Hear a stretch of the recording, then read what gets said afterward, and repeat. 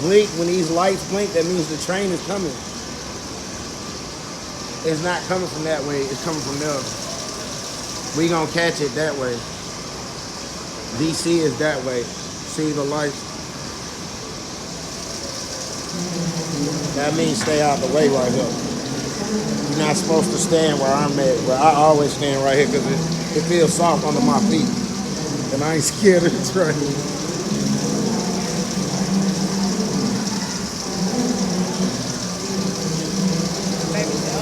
It's coming this way.